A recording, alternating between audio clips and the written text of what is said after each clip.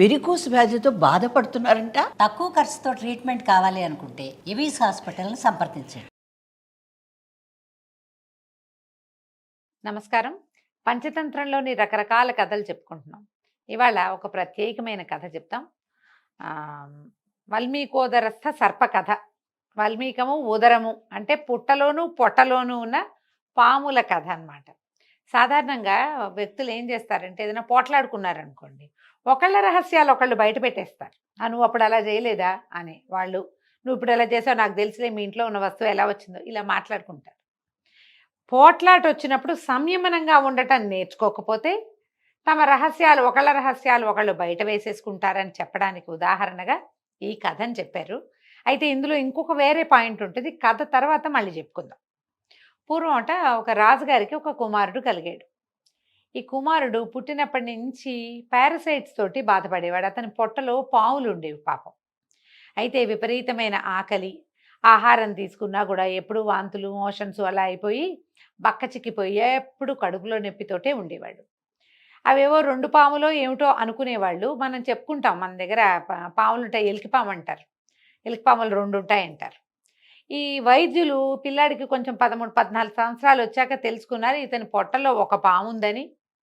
ఆ పొట్టలో ఉన్న పారసైట్ వల్ల ఈ పిల్లవాడు రెక్కొని బలంగా అవటం లేదని చెప్పి అనేవాళ్ళు. సన్నగా పొడుగ్గా బాగానే ఉండేవాడు, చక్కగా కన్ను ముక్కు తీరు, రాజుగారి అబ్బాయి కదా, ముచ్చటగా ఉండేవాడు. కానీ పిల్లవాడు ఎప్పుడు అనారోగ్యంతో, కడుపులో నొప్పితో, మోషన్స్తో అట్లా బాధపడుతూ ఉండేవాడు. వాడికి ఒక 22-23 సంవత్సరాలు వచ్చాక వాడికి ఇంట్లో ఉండాలంటే విసుగు పుట్టింది.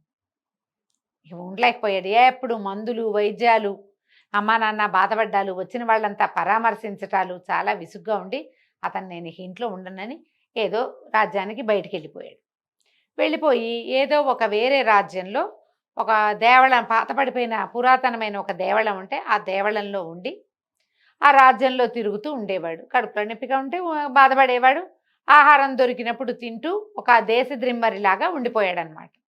అయితే ఈ రాజకుమారుడు ఏ ఊరైతే వచ్చాడో ఆ ఊరి రాజుగారికి 2 ఆడపిల్లలు ఉన్నారు. రాజుగారి అమ్మాయిలు, 2 మంచి పిల్లలు, బుద్ధిమంతులు. అయితే ఆ రోజట ఒక రోజు రాజుగారికి పుట్టినరోజు. అమ్మాయిలు 2 చక్కగా పొద్దున్నే తయారై వచ్చి తండ్రిని విష్ చేయడానికి వచ్చారు. బర్త్డే విషెస్ చెప్తాం కదా మనం, అట్లా వస్తే పెద్దమ్మాయింది, ఓ రాజా నీకు జయముగాక, నీ కీర్తి ఆచంద్ర తారార్కము ఉండుగాక, నీ రాజ్యం ఇంకా విస్తరించుగాక, నీకు జయమగుగాక అని ఇట్లా మంచి మాటలతో హేల్ ద కింగ్ అంటాం అలాగా చెప్పిందనమాట. రెండో పాప ఏమంది, రెండో అమ్మాయి, పుట్టినరోజు శుభాకాంక్షలు నాన్న అని నీ కర్మ ఫలితాన్ని అనుభవించు అని చెప్పింది. ఈ కర్మ ఫలితాన్ని అనుభవించడం, అంతకుముందు అమ్మాయి భగవద్గీత చదువుకుంటోంది. ఆ భగవద్గీతలో ఏం చెప్తారు, కర్మఫలాన్ని అనుభవించి పోగొట్టుకోవాలి, అనుభవించేస్తే వచ్చే జన్మ అద్భుతమైన జన్మ వస్తుందన్న కొన్ని వాక్యాలు ఆ అమ్మాయికి అర్థమైనాయి. అది చెప్పింది. చెప్పంగానే రాజుకు చాలా కోపం వచ్చింది. ఏమిటి నా పుట్టినరోజు పూట కర్మఫలితాన్ని అనుభవించమంటుందా, దీని కర్మఫలితాన్ని ఇది అనుభవించేలాగా చేస్తానని ఆ మంత్రి సామంతుల్ని వాళ్ళని పిలిచి ఈ అమ్మాయిని దీని కర్మఫలితాన్ని ఇది అనుభవించేలాగా చేద్దాం, పరమ దౌర్భాగ్యుడు ఎవడుంటే వాడికి ఒకరిని చూసి ఈ పిల్లనిచ్చి పెళ్లి చేయండి, దీన్ని పంపేయండి ఇంట్లో నుంచి అని చెప్పాడు. ఈ రాజుగారు అమ్మాయిని వెంబడి పెట్టుకుని ఊరంతా తిరిగాడు మంత్రి గారు. తీరా చూస్తే ఈ దేవళంలో, పురాతన దేవళంలో ఒక సన్నగా పొడుగ్గా బలహీనంగా ఏదో మనాదిగా జబ్బుగా ఉన్నటువంటి ఈ రాజకుమారుడు కుర్రాడు కనపడితే అబ్బాయిని అడిగారు, అబ్బాయి నీదేం ఊరంటే నాదేం ఊరండి, ఈ ఊరేం లేదండి అన్నాడు. అనగానే వీడే కరెక్ట్ అయినవాడు, ఊరు పేరు లేనివాడు, వీడికి ఇచ్చి పెళ్లి చేద్దామని స్వల్ప జనంతో వెళ్ళి పరివారంతో అమ్మాయికి ఓం ఓం అని శాస్త్రోక్తంగా ఆ కుర్రాడికి ఇచ్చి పెళ్లి చేసేశారు. రాజకుమార్తె నుంచి పెళ్లి చేస్తామంటే ఎందుకు వద్దంటారు, పెళ్ళైపోయింది. ఏదో దైవ సంకల్పం గుళ్ళో చేస్తున్నారులే అని సరేనన్నాడు.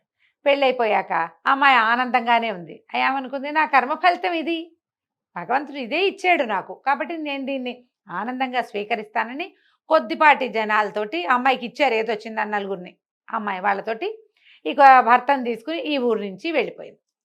వేరే ఊరు వెళ్ళింది.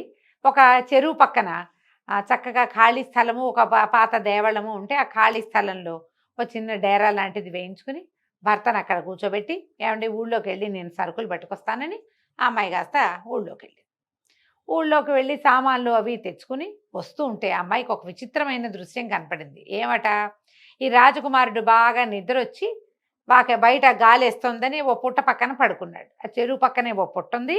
ఆ పుట్టలోంచి ఒక పాము బయటకు వచ్చింది. ఈ అబ్బాయి అక్కడ నిద్రపోయాడు. ఎప్పుడైతే పుట్టలో పాము బయటకు వచ్చిందో ఈ రాజకుమారుడి పొట్టలో బాగా భోజనం చేస్తూ హాయిగా ఆరోగ్యంగా ఉన్న పాము కూడా అతని నాసారంధ్రాల్లోంచి ముక్కులోంచి ఇట్లా బయటకు వచ్చిందట గాలి పీల్చడానికి. పాముల్ని ఏమంటారు, గాలి తింటాయవని చెప్తారు. సరే, ఇది ఆ పాము ఈ పాము రెండు తల్లాడిస్తూ ఒకదాన్ని ఒకటి చూసుకున్నాయి.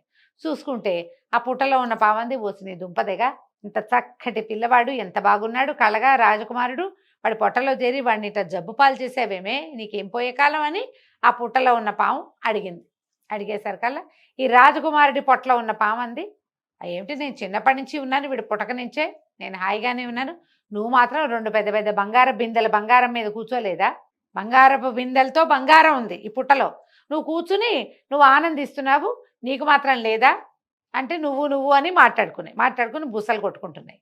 ఈ పాములు రెండు బుసలు కట్టుకోవటం చూసి పిల్ల హడిలిపోయింది రాజకుమార్తె. అయ్య బాబాయ్, భర్త ముక్కులోంచి ఒకటి వచ్చింది, అక్కడ ఇంకా ఇంత పెద్ద పాడగా ఉన్నాయి, ఇంకో పాము ఉంది, ఇవి రెండు కలిసి ఇతన్ని ఏం చేస్తాయో కదలకూడదని చెట్టు వెనకాల నిలబడి వింటుంటే ఏమైంది, ఈ పుట్టలో ఉన్న పామంది, వాళ్ళకి తెలియక, నీకు ఎన్నో మందులు వేసి ఉంటారు, వాళ్ళకి తెలీదు, పాత బియ్యపు గంజిని వార్చి ఆ పాత బియ్యపు గంజిలో కలి అంటాం కదా, అది ఆ గంజిలో తెల్లవాళ్ళు నూరి ఉడకబెట్టి అది గనక ఇచ్చారంటే చచ్చూరుకుంటావు నువ్వు, వాళ్ళకి తెలీదు నీ సంగతి అని పుట్టలో ఉన్న పాము ఈ పొట్టలో ఉన్న పాము తాలూకు మృత్యువుని, చావు ఎలా వస్తుందో రివీల్ చేసేసింది.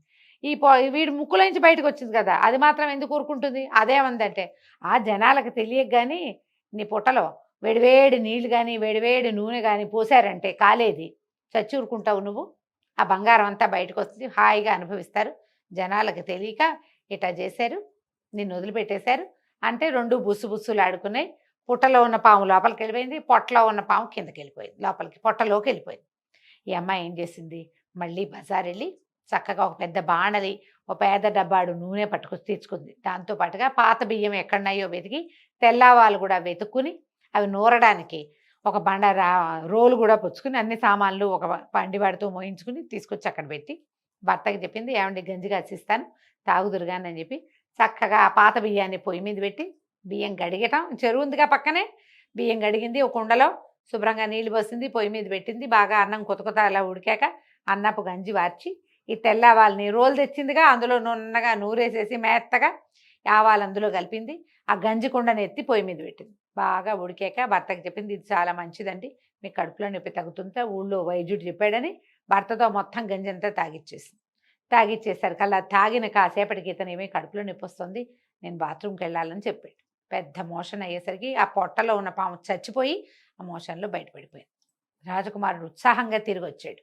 ఈ లోపల ఈ అమ్మాయి ఏం చేసింది, ఒక 3 రాళ్ళు పొయ్యి పెట్టింది, అంతకుముందు అన్నానికి పెట్టిందిగా, ఆ పొయ్యి మీద ఈ బాణలు ఎక్కించి దాన్ని నిండా నూనె పోసి మరగ్గా చేసింది. భర్త ఉత్సాహంగా గబగబా, అంతకుముందు ఇటా నడిచేవాడు ఈడుస్తూ స్పీడ్గా వస్తున్నాడు, పొట్ట ఖాళీ అయిపోయింది, ఆ పాము పడిపోయింది. అతనికి గంజి తాగిన ఉత్సాహం ఉంది, పొట్టలో ఉన్న నిప్పంతా తీసేసినట్టుగా ఉంది. గబగబా వచ్చాడు. రాగానే అమ్మాయింది, ఇక ఇది పట్టుకోండి బాణలి, ఈ పొట్టలో పోద్దామని చెప్పి ఆ అమ్మాయి ఏది చెప్తే అది వింటున్నాడు అతను. ఇద్దరు పట్టుకుని ఈ బాణలు పట్టుకుని ఆ పుట్టలో వేడి నూనె పోసేసరికి బుసలు వినపడ్డాయి, కానీ కాసేపటికి పాము కాస్త చచ్చిపోయింది. ఈ అమ్మాయి ఏం చేసింది, వచ్చిన పని వాళ్ళని, ఒరే పుట్ట తవ్వండిరా అంటే ఆవిడతో పాటు వచ్చిన కొద్దిపాటి పరివారం పుట్టను తవ్వేసరికి అలా లోపల 2 పెద్ద పెద్ద బిందెలు, ఈజీగా 15 లీటర్లు బట్టే 2 బిందెలు ఉన్నాయి అందులో. ఆ 2 బిందెలు నిండా బంగారు కాసులే ఉన్నాయి. ఆ అమ్మాయి తవ్వించేసి ఆ 2 బిందెల్ని యువతలు పెట్టుకుని భర్త తాలూకు సొంత రాజ్యానికి బిందెలు మోయించుకుని తన పరివారంతో వెళ్ళిపోయింది. ఆమె తన కర్మ ఫలితాన్ని అనుభవించింది. రాజుగారు తన కర్మ ఫలితాన్ని ఎటా అనుభవించాడో మనకు ముందే తెలిసిందిగా. బంగారం లాంటి కూతుర్ని దారిని పోయే దానేకి ఇచ్చాడన్న మాట మాత్రం ఆయన ఎప్పటికీ పోగొట్టుకోలేకపోయాడు. ఈ అమ్మాయి మాత్రం దొరికిన దాన్ని సంతోషంగా స్వీకరించినందుకు ఆ అమ్మాయికి మంచి అవకాశమే లభించింది. ఈ పాములు 2 ఒకరి అవకాశాన్ని ఒకరి రహస్యాన్ని ఒకళ్ళు బయట పెట్టుకున్నందుకు 2 సమూలంగా నాశనం అయిపోయినాయి. ఎప్పుడు కూడా పోట్లాటల్లో తూతూ మేమే అనుకునేటప్పుడు రహస్యాలు బయట పెడితే 3వ వాళ్ళకి తెలుస్తుంది, మన ప్రాబ్లమ్స్ అన్నీ మనకి కొత్త సమస్యలు వస్తాయి. కాబట్టి పోట్లాడేటప్పుడు నువ్వు అలా చేయలేదా ఇలా చేయలేదా లాంటి రహస్యాలు మాట్లాడకండి. ఎవరో ఒకళ్ళు మానేస్తే కుదరదు, ఇద్దరు మానేయాలి. పోట్లాడుకునేటప్పుడు ఏ విషయం మీద పోట్లాడుకుంటున్నామో ఫోకస్డ్గా అదే పోట్లాడుకోవాలి, అంతకంటే ఎక్కువ మాట్లాడకూడదు. ఈ విషయం చెప్తూ ఈ కథ చెప్పారండి. కథ కంచికి మనం ఇంటికి.